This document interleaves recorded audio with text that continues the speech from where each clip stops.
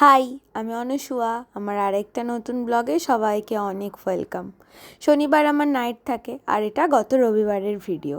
16 ঘন্টা নাইট করার পরে বিধ্বস্ত অবস্থায় আমি চলেছি আমার কোয়ার্টারের উদ্দেশ্যে। ওই দিন প্রচণ্ড গরম ছিল।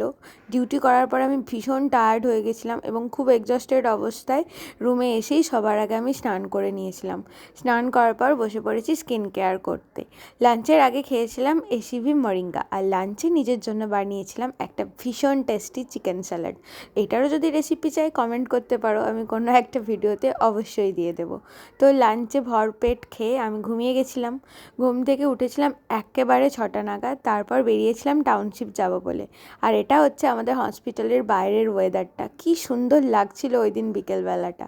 তারপর গিয়েছিলাম টাউনশিপ, আমার কিছু ওখানে কাজও ছিল আর একটু হাওয়া খাওয়ারও প্ল্যান ছিল।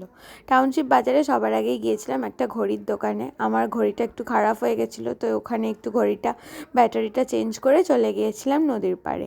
ভীষণ হাওয়া দিচ্ছিল যেমন ঠিকই, কিন্তু প্রচুর ভিড় ছিল। যেহেতু রবিবার, ভিড় তো হবেই, তাই খুব একটা বেশিক্ষণ আমি ওখানে থাকিনি, কারণ এত ক্রাউডেড লাগছিল। তাই বেশ ভালো করে হাওয়াটা উপভোগ করতে আমি পারিনি। ফেরার পথে টাউনশিপ বাজার থেকে আমি ফল কিনে নিয়েছিলাম, কারণ আমার ফলটা শেষ হয়ে গেছিলো।